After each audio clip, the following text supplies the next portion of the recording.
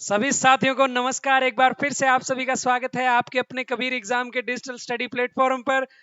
मेरा नाम है संदीप कुमार। उम्मीद करूंगा कि सभी लोग अच्छे होंगे। कि ज्ञान ध्यान किच कर्म न जाना, सार न जाना तेरी, सब ते वड्डा सतगुरु नानक जिन गल राखी मेरी। परम पिता कबीर परमेश्वर को साक्षी मानते हुए आज की क्लास को शुरू करते हैं। मैं उम्मीद करूंगा कि जितने साथी इस वीडियो को देख रहे होंगे आप स्वस्थ होंगे, मस्त होंगे और अपनी पढ़ाई का आनंद ले रहे होंगे। आज हम्बल रिक्वेस्ट रहेगी आप सभी के लिए कि जैसा कि आप सभी के प्रेम और उत्साह के वजह से हमारे 950 के लगभग सब्सक्राइबर हो चुके हैं। 50 सब्सक्राइबर कम रह रहे हैं 1K से। तो ज़्यादा से ज़्यादा क्लास को शेयर कर दीजिए। अगर आपने अभी तक चैनल को सब्सक्राइब नहीं किया तो प्लीज़ चैनल को सब्सक्राइब कर दें, अपने परिवार को आगे बढ़ाएं। जितने साथी इस वीडियो को देख रहे हैं, बिल्कुल free of cost agriculture supervisor भर्ती की टेस्ट सीरीज हमने चला रखी है। तो आप वहां से उस बिल्कुल free of cost test series को ज्वाइन करें। एग्रीकल्चर सुपरवाइजर के भूतपूर्व में जितने भी कृषि से संबंधित एग्जाम है उनकी पीडीएफ आप निःशुल्क प्राप्त कर सकते हैं। आज या डेली जितने भी यूट्यूब पे अपनी जो लाइव क्लासेस होती है उन सभी की पीडीएफ और बिल्कुल फ्री ऑफ कॉस्ट टेस्ट देने के लिए हमारी कबीर एग्जाम एप्लीकेशन को डाउनलोड करें।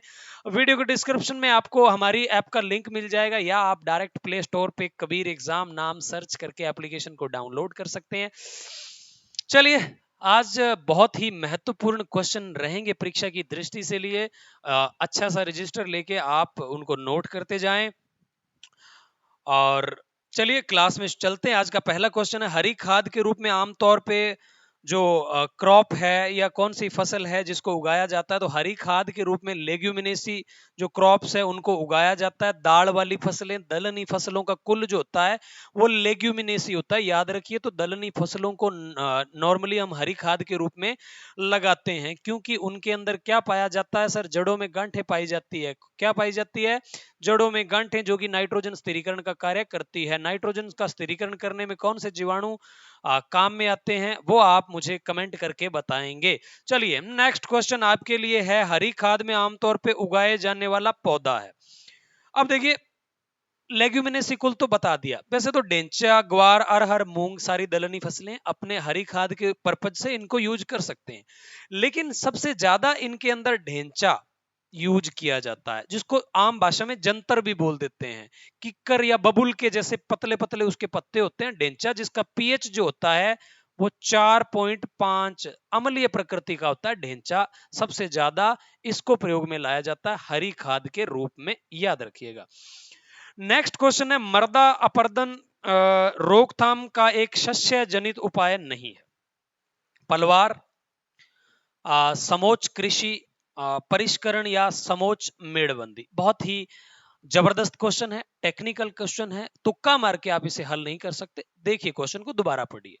मृदा अपरदन रोकथाम का एक शस्य जनित उपाय नहीं है। मृदा अपरदन यानी कि मिट्टी के कटाव को रोकने के लिए एक यदि आप शस्य जनित उपाय कर रहे हैं तो इनमें से कौन सा है जो शस्य जनित उपाय नहीं है? पलवार कर रहे हो, समोच्च कृषि कर रहे हो, परिष्करण? जल्दी से कमेंट करके बताइए कि आपका क्या जवाब सही रहेगा।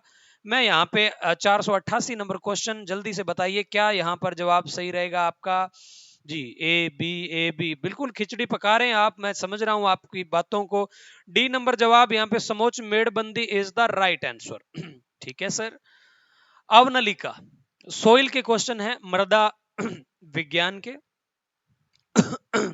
सॉरी, थोड़ा सा ज्यादा तेजी से बोलते हैं तो गले में आपको पता है, किच किच दूर करो, विक्स की गोली लो। विक्स की गोली नहीं है, तो आप सभी का लाइक और शेयर करते हैं उसी को विक्स मान लिया जाता है।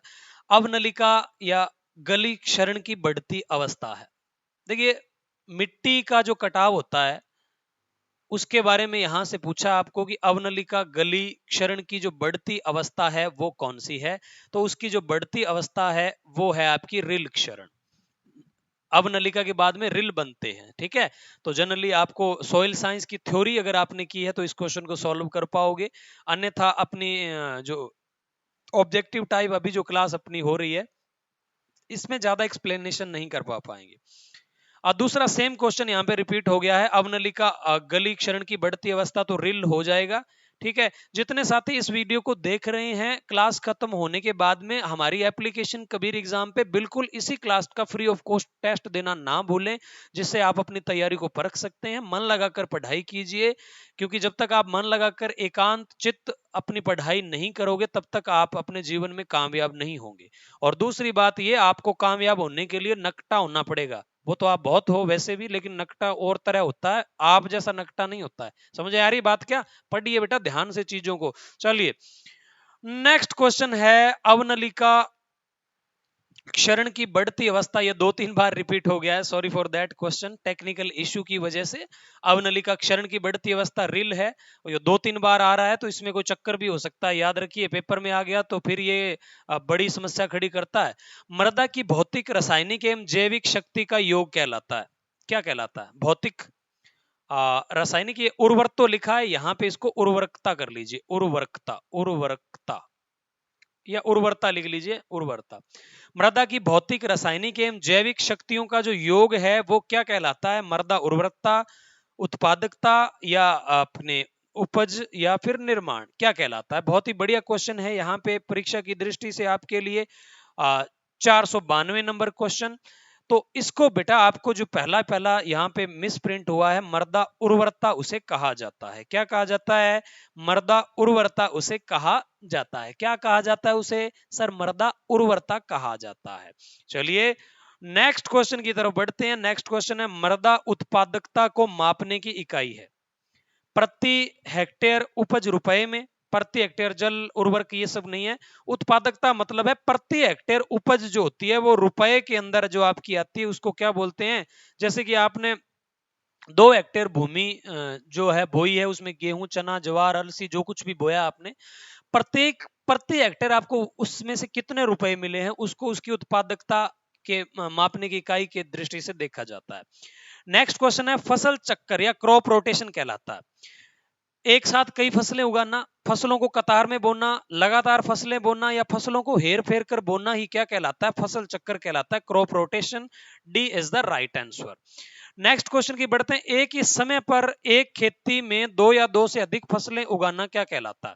देखो एक ही टाइम पर, पहली तो बात इसने बोली एक ही टाइम पर आप बोल रहे हो, तो मिश्रित सस्य फसल उसे कहा जाता है। मिश्रित खेती का मतलब होता है इसको मिक्स्ड फार्मिंग भी बोलते हैं। जैसे कि आपने खेती तो कर रहे हो, साथ में मछली पालन भी कर रहे हो, पशुपालन भी कर रहे हो, कोई और धंधा भी आपने शुरू कर रखा कृषि के साथ, एग्रीकल्चर के साथ, तो उसको बोलते हैं मिक्स्ड फार्मिंग, मिक्स खेती, मिश्रित खेती। लेकिन आप एक साथ 2 या 2 से 3 फसलें ले रहे हो तो उसको मिश्रित फसल बोला जाता है।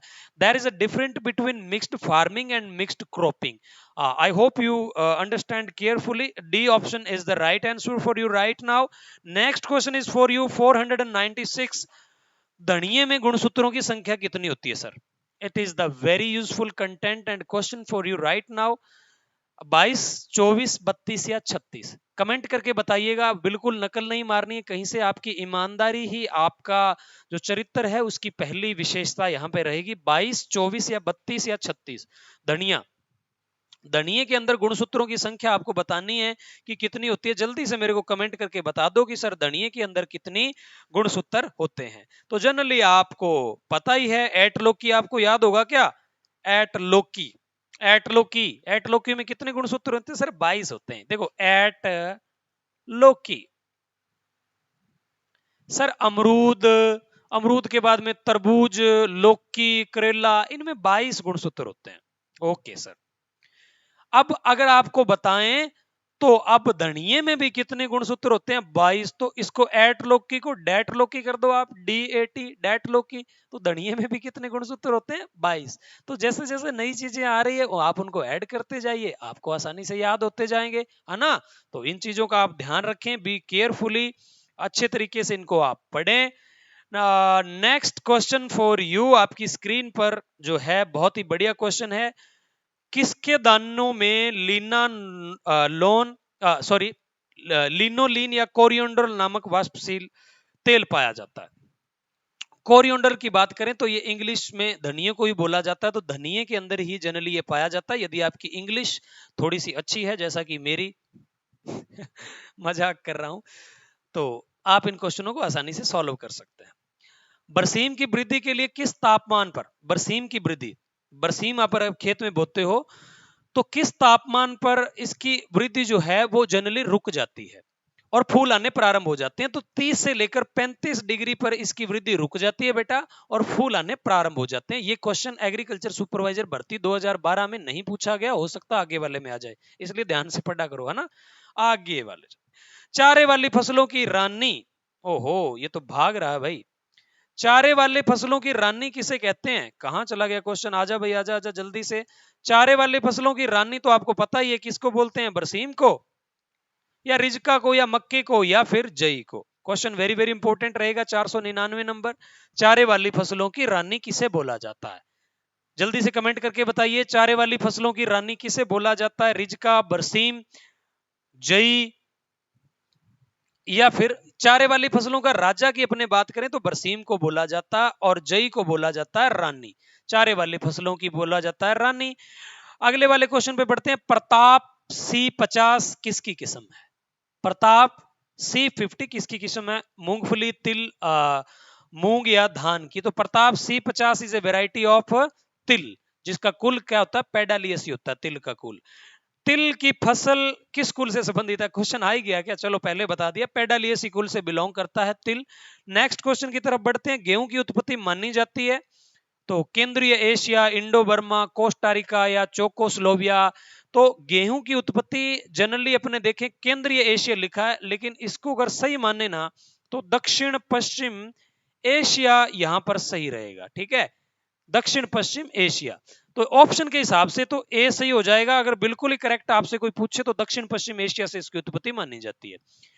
धान का नकलची खरपतवार है, धान का नकलची खरपतवार है आइकोर्निया, आपके क्रेसिपस, इकाइनोकोला कोलोनम या इकाइनोकोला क्रुसगेली या उपयुक्त सभी?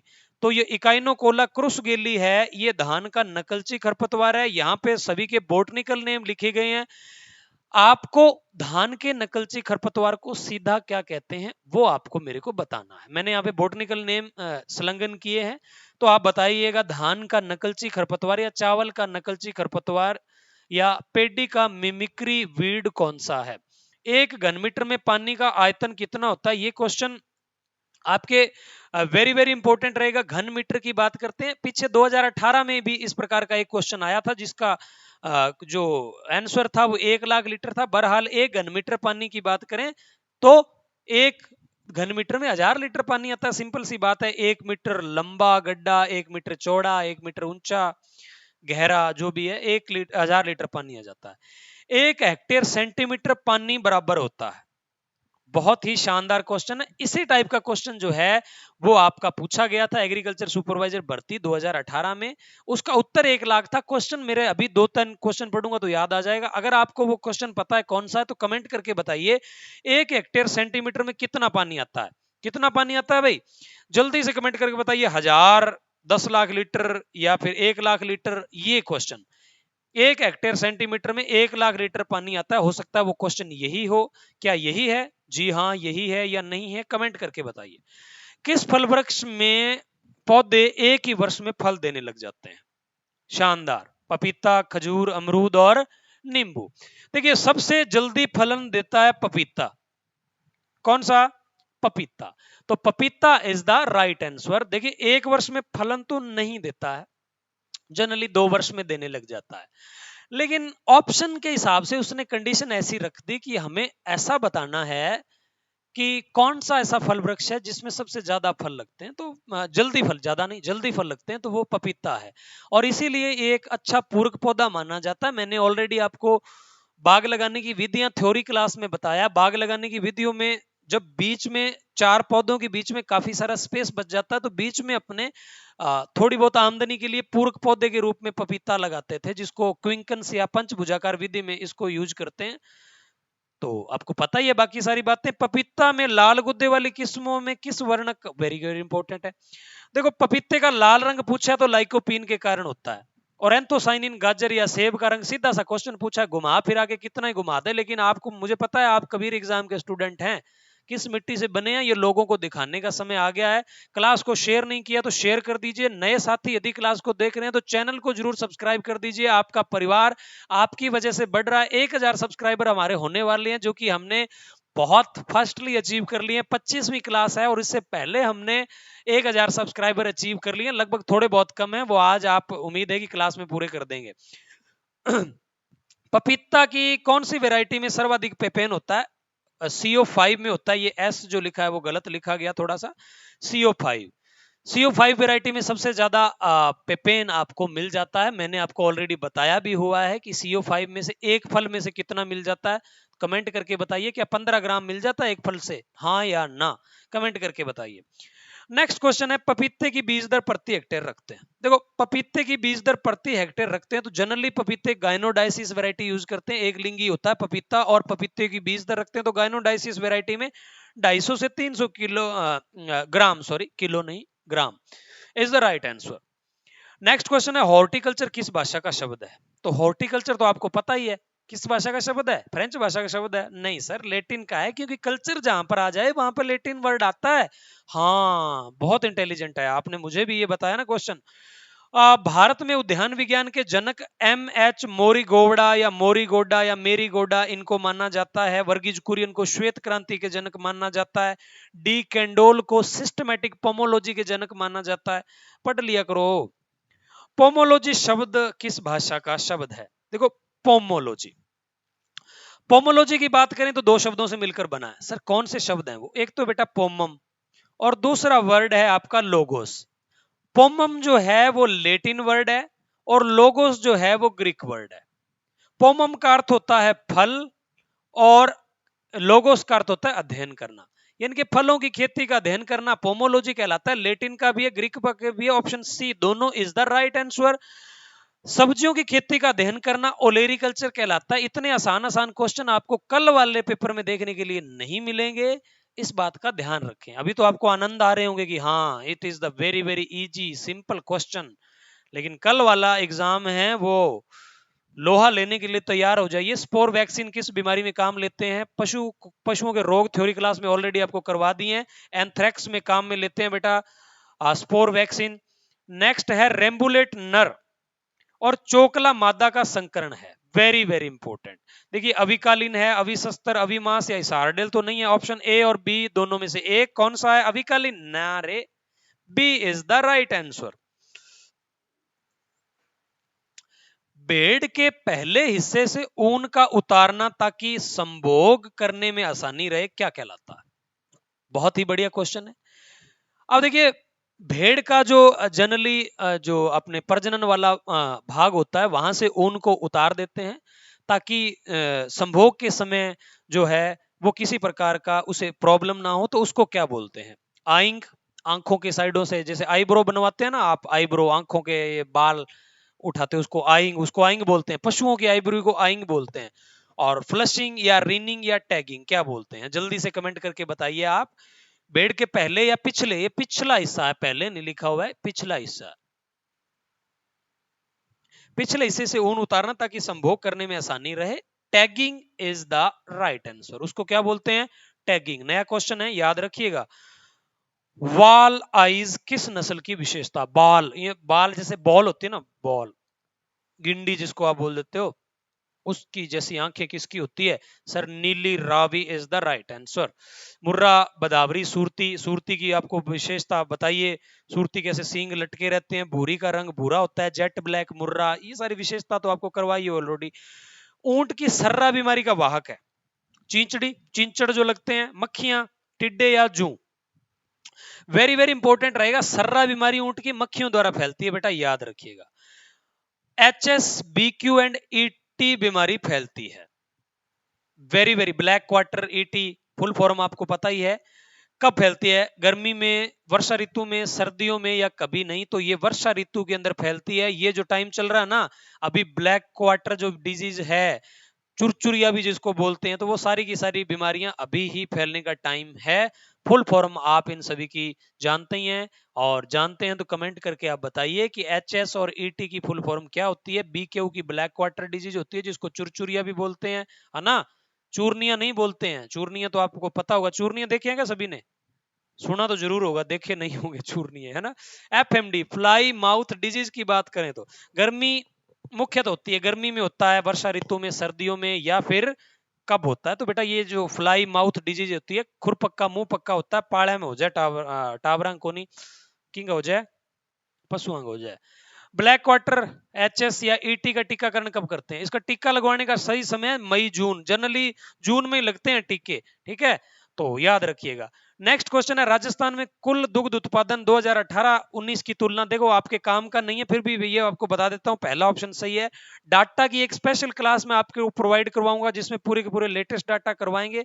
ये 2018 में 2366 मिलियन टन था, ये आपके काम का नहीं है, लेटेस्ट डाटा आपको प्रोवाइड करवाएंगे। प्रति व्यक्ति दूध उपलब्धता के आधार पर राजस्थान का तो पहला स्थान है ही है, वेरी वेरी इंपॉर्टेंट रहता है। पहला स्थान है क्या? पहला स्थान है, दूसरा है या तीसरा स्थान है? कौन सा स्थान रहेगा? जल्दी से कमेंट करके बताइए।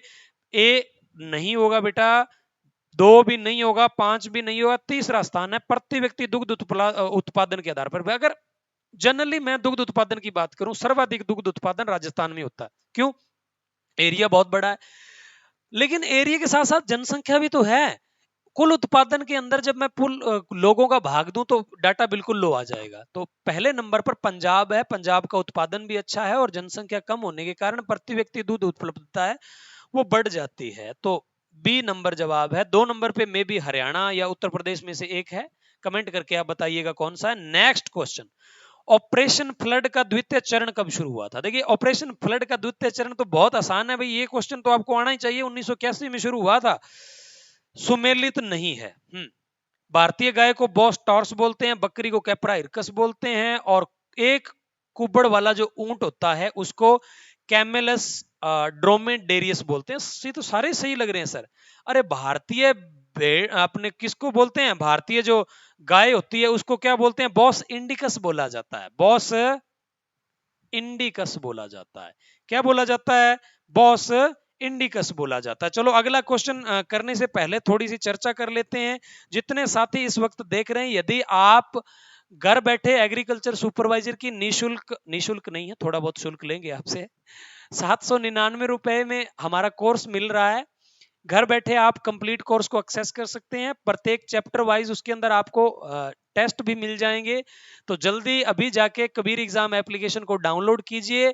पूरा का पूरा जो न्यू सिलेबस आया, नया सिलेबस आया एग्रीकल्चर सुपरवाइजर का, उसकी पीडीएफ आपको वहां से मिल जाएगी। और इसकी जो पीडीएफ है आज आपको क्लास में करवाई है या भूतपूर्व में जितनी क्लासें हुई हैं सभी की पीडीएफ आपको एक जगह मिल जाएगी। जितनी क्लासें हुई हैं उनकी बिल्कुल फ्री ऑफ कॉस्ट टेस्ट आप दे सकते हो, बिल्कुल free of cost test series भी ज्वाइन कर सकते हो। तो यदि आप पैसे खर्च नहीं करना चाहते या कहीं और से भी पढ़ रहे हैं तो फ्री ऑफ कॉस्ट हमारी एप्लीकेशन का आनंद आप जरूर लीजिए। मिलेंगे कल शाम को इसी उत्साह एनर्जी के साथ। अभी तक चैनल सब्सक्राइब नहीं किया है तो चैनल को सब्सक्राइब कर दें, क्योंकि ये एक सब्सक्रिप्शन आपकी जिंदगी बदल सकता है। और इसी प्रकार हंसते रहिए, मुस्कुराते रहिए, जीवन में बढ़ते रहिए आगे, प्यार फैलाते रहिए और हंसते रहिए, मुस्कुराते रहिए। माता पिता की कीजिए सेवा और पढ़िए। कल वाले टेस्ट में अगर आपके नंबर नहीं आए तो सेवा फिर मैं करूंगा आपकी, आपको पता ही है। तैयार हो जाइएगा, रेडी हो जाइएगा। धन्यवाद।